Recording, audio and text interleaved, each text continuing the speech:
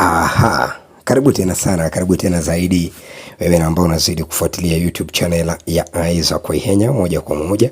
Na hivyo kabla tuweze kusonga mbele, I say make sure kwamba una subscribe. Hii ni kama uja subscribe, alafu kisha weka notification on, ili kisha uhondo wote unaposhuka basi siku zote huwa nasema unakuwa wa kwanza kuweza kupata tu kwa njia iliyobomba. Umesha subscribe, najua umefanya vile. Alafu kisha notification umeshaiweka on. Moja kwa moja tujaribu kuangalia leo mambo yameshindaje mzunguko siku hii ya leo. I say tupige ile round up kidogo, leo mambo yamekuwa kwaje. Na tuanze na pale Kakamega, tayari cost of living mimi najua unaijua, yani cost of living mimi najua unaijua, na kwa sasa hivi ipo juu sana. Lakini naibu gavana wa kaunti ya Kakamega Ayub Savula amezungumzia kuhusiana hili, na Savula ameonekana kuwakejeli wananchi wa Kakamega, lakini sio kuwakejeli bali ni kuwakichekelea, akiwaeleza kwamba anajua mambo ni magumu, lakini nilijaribu kuwaonyesha njia kwamba msipite njia hiyo, muelekea katika njia hii, ila mkajitia hamnazo. Savula alichokuwa nakisema hapa ni kwamba tu aliwaonya wananchi wa Kakamega kutomchagua Rais Ruto, lakini na badala yake wamchague Raila Amolo Odinga, lakini wao wakajitia hamnazo, wakaamua kwenda na upande wa Ruto, na sasa hivi wanalia. Hebu pata kumsikiza Ayub Savula hapa, alafu kisha toa kauli yako kuhusiana Ayuba. Je, ipo sawa kuwaelezea wananchi hivi, au kipindi hichi ndicho kipindi unafaa kusikitika nao kama na wananchi kama alivyosema Rigathi Gachagua hiyo jana, au waambie ukweli tu, wache waume kwamba walifanya makosa na wasije wakayarudia tena? Hebu msikilize Savula hapa. Nyanya mimi sasa naumia, mimi nasema muendelee kuumia pole pole, kwa sababu Mungu mnasikia, na wapatie direction tuende hivi. Nasema tunaenda kwa Ruto, nenda kwa Ruto. Embe nyinyi mnapotea barabara, hamsikii. Hata una shilingi hata 50 kwa mfuko kweli? Muendelee kuumia pole pole, ndio mwe mkisikia chenye na kando na Savula ni kwamba mzunguko tu tunapiga huko Nairobi Mombasa Road. Kuna lori pale ambalo liliweza kuanguka tu kibahati mbaya, na the cost of living kama nilivyokujuza haiko sawa hata kidogo, na hivyo kutokana na hilo idadi nyingi ya watu waliweza kujitokeza ili kuweza kupora mali yaliyokuwepo katika lori ile. Lori hii inasemekana kwamba ilikuwa imebeba vitu ama inasafirisha bidhaa za kuuza tu. Panaonekana hapa na washikaji wamebeba unga wa Ajab, hivyo ilikuwa inasafirisha vitu vya duka hivi. Na wakati ilipobingirika washikaji hapa wakakimbia kuweza kugawana. Ndivyo mambo yalivyo magumu aise. Na hivyo panapotokea nafasi kama hii, watu wanasahau kwamba wao ni Wakristo, wengine ni Waislamu, na kwamba kuiba ni makosa. Kwanza wanaangalia tumbo zao. Hebu acha comment yako kuhusiana hilo moja kwa moja unapoitazama video hii, jinsi mambo yalivyokuwa pale Nairobi Mombasa Road hii leo. Kando na hilo, I say serikali ilikuwa imetangaza kwamba inawahitaji wale 350 graduates from NYS ili waweze kujiunga na kikosi cha wanajeshi. I say walitaka only 350, lakini more than 3,000 people waliweza kujitokeza kusaka nafasi ile. Kama unavyoiona kwenye video hii, washikaji kibao waliweza kutokea, na hivyo wanasikika hapa wanajeshi wakijaribu kuwashauri na kujaribu kuwaelekeza tu itakuwa kwaje, lakini yote tisa ni kwamba yanashindikana tu, na hili ni jambo ambalo linafedhehesha mno. Hawa ni ex-NYS graduates.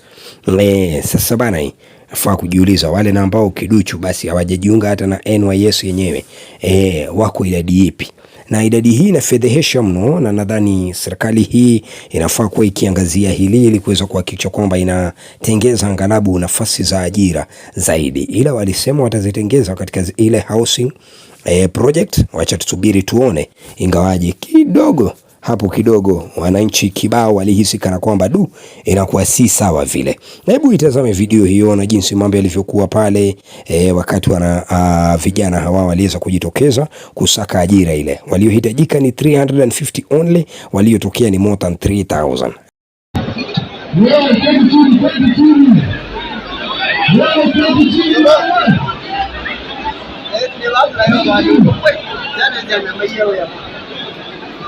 Jangan mana kalau terai.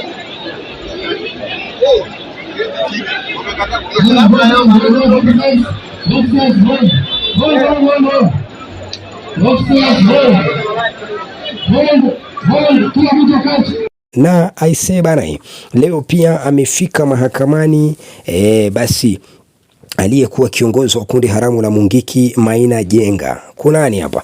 Maina Njenga alikamatwa mnamo siku ya Jumamosi, alafu kisha jana akaachiliwa tena. Wanasema saa 4 usiku dakika 15 hivi ndio watesi wake walipomwachilia. Na leo alikuwa na kesi ambayo alifaa kufika pale mahakamani na alifika. Na Maina anaelezea waliokuwa wamemkamata walivyokuwa.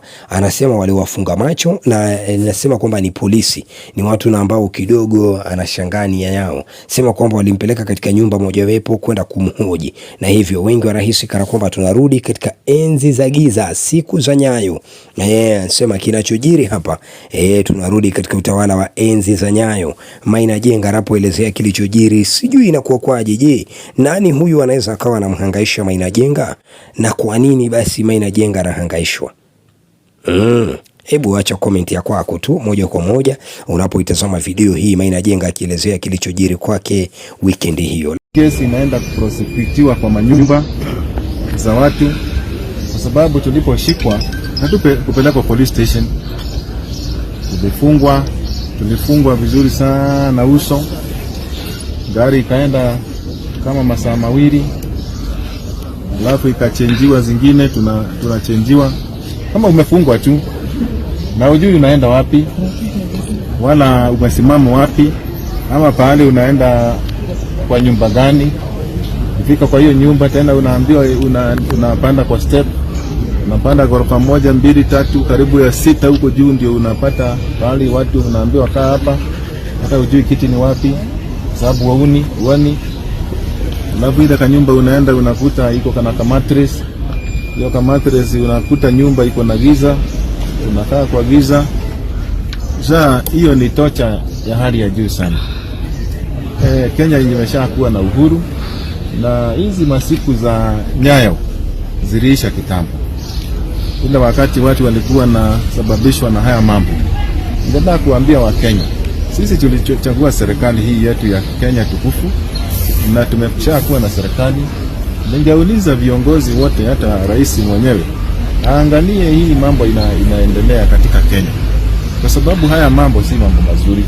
Tunataka haki, na haki itendeke kwa watu wote, kwa sababu watu wote walichagua serikali wakiwa na imani ya kwamba itawasaidia. Lakini sasa inaonekana ya kwamba kuna shida. Mtu kama hana uhuru kwake nyumbani, akitembea maisha yake haiko sawa, kila wakati ni kufuatwa, kuulizwa maneno wa kesi iko kwa koti. Sasa hiyo haifai hata kidogo. Na ndio maana nataka kuambia, msiseme ati tujui wala wale walitushika. Tunawajua sana. Na hii system tena ya watu wanakushika na ni askari wamejifunga kwa uso, alafu unapelekwa kwa nyumba ijulikana na si police station. Hii tena ni kitu haifai, kwa sababu kama ni kesi ifanyiwe faragani, ujue kama umeshikwa umepelekwa police station ya Central ama wapi, lakini si kupelekwa pahali popote hata haujui ni wapi. Hii haki inafaa kuangaliwa, na hii kama ni police station inafaa kujulikana umeshikwa umepelekwa. Lakini kando na hayo ni kwamba pia wamezungumza viongozi wa Azimio kuhusiana na swala nzima hilo. Tuwamzungumzia wakili wake Maina Njenga, moja kwa moja Degwa Jiro pamoja na Martha Karua pamoja na Stephen Kalonzo Musyoka. Hii leo wamezungumza kuhusiana na swala hilo la Maina Njenga kuweza kukamatwa na kupelekwa mahala ambako hakujulikani, alafu baadaye tu kaachiliwa. Na wanasema kwamba hili ni jambo ambalo linafedhehesha mno na linaashiria kwamba tunarudi katika siku za giza, tunarudi katika enzi za Nyayo, na tunarudi katika enzi na ambazo kidogo wapo viongozi na ambao walikuwa wanakaa kana kwamba wapo juu ya sheria. Sikiliza kauli zao wanaazimio hapa wakizungumza hili. Huyu ni wakili wake Maina Njenga, Degwa Jiro pamoja na kinara wa Wiper Kalonzo Musyoka, sawa na Martha Karua, kinara wa chama cha NAK Kenya, kwa njia iliyobomba. Hebu acha comment ya kwako baada ya kuweza kusikiza washikaji hawa, alafu kisha bana, kama bado hujasubscribe fanya kusubscribe, wasikize viongozi hawa moja kwa moja. In a country where the rule of law has become the thing of the past, where the question of rogue abductions and the reminder of the Nyayo era is back with us. So last evening, we got that information. I was personally called by my client, Mr. Maina Njenga, informing me of his abduction. He was able to identify his abductors. There is no doubt that his abductors are the police officers. The police officers whom we had actually changed from being the police force to police service. Now the service that we are now receiving from this organ is the service of abduction. So we're able to mobilize the family. The family has mobilized itself. They have not slept the whole night in search of their loved ones. So we have Mr. Njenga, who is the son to Mr. Maina, and we have the wife seated at the back, Esther, who have been, and the rest of the family members, as you can see, they have been out in search of Maina Njenga. Up to now, we are not aware of the reason of his abduction. We do not know of his whereabouts, but we know that he is in the custody of the police. And therefore, we are saying and putting the police on caution that should anything happen to him, then the police should be answerable for whatever happens. Tomorrow, we are scheduled to appear before the Makandara court. You can now see we do not have a client. A client has been stolen by the state. We have together with us our senior, Mr. Odiek, Mr. Mburu, present with us, and Ms. Mburu as well.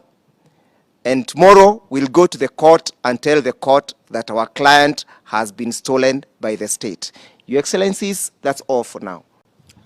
Colleagues and councils and friends, we are here to join and stand in solidarity with the family of Maina Njenga and with him on his gangster-style abduction by the police last night, which we condemn in the strongest terms possible.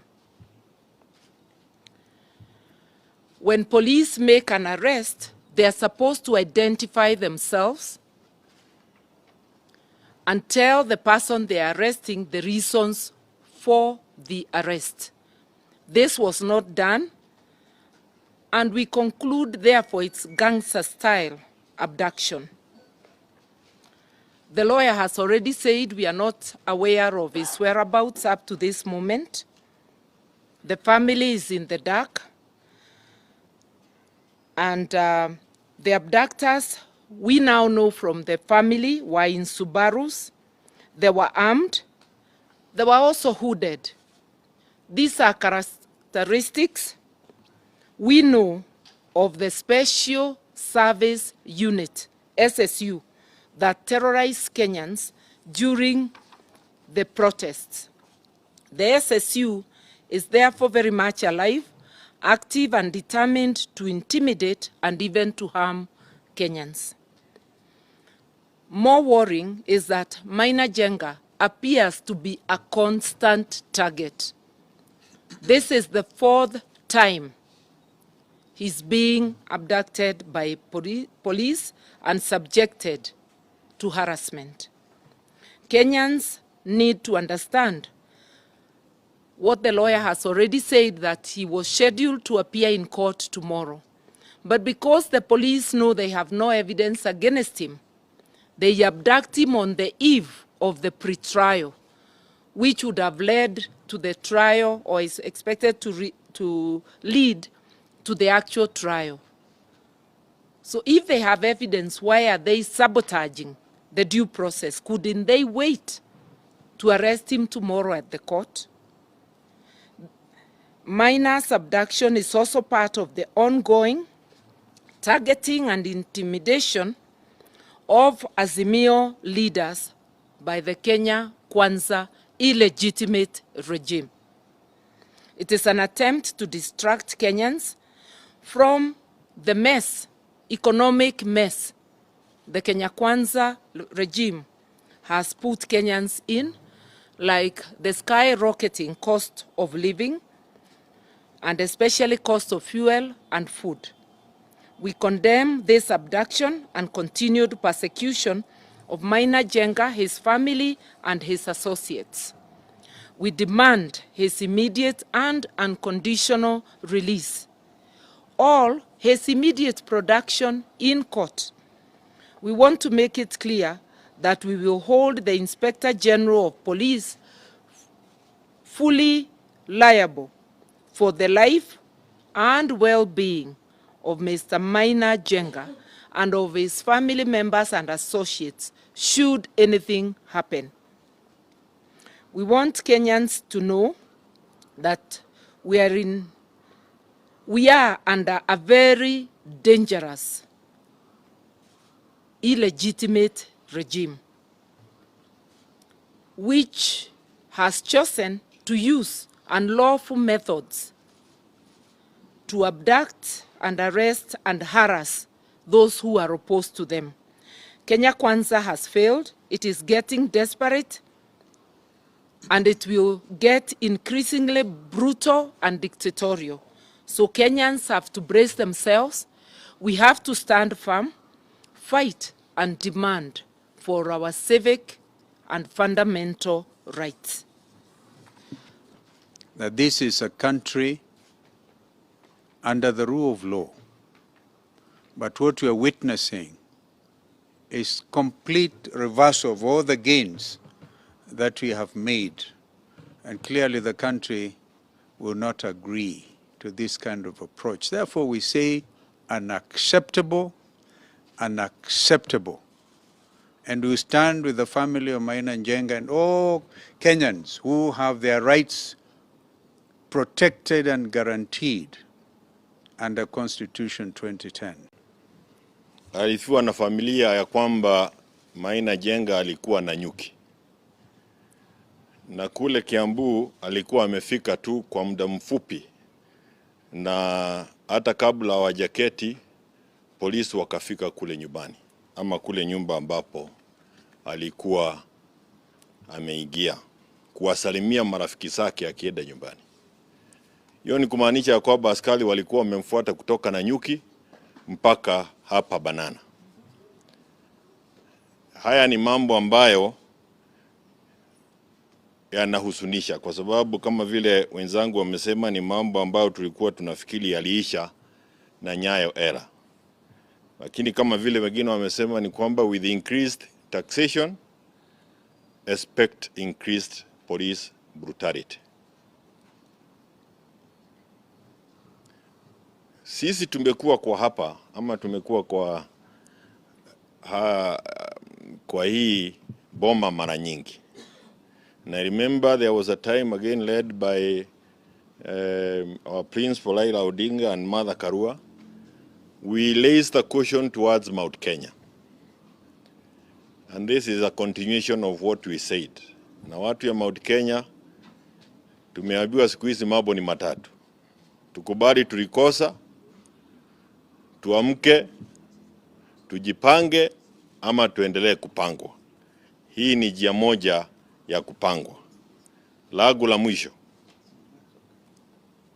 ni kwamba vijana ambao wanamuamini Maina Njenga na pia ni vijana ambao ni wanaazimio. Nyinyi pia mjipange mlete memorandum kule Bomas on police intimidation, police brutality and necessary harassment. Pia vijana wa Azimio wale ambao walithulumiwa wakati wa maandamano, hata wao walete memorandum. Vijana wa Jubilee wenye wananyang'anywa chama, leteni memorandum. Kwa sababu haya ni mambo lazima yasungumziwe kule. Hata ingawa najua kwamba tukiongozwa na kiongozi wetu makamu wa rais aliyekuwa, we will ask ourselves what is the usefulness of this dialoguing discussions if this continued harassment has not ceased. I thank you.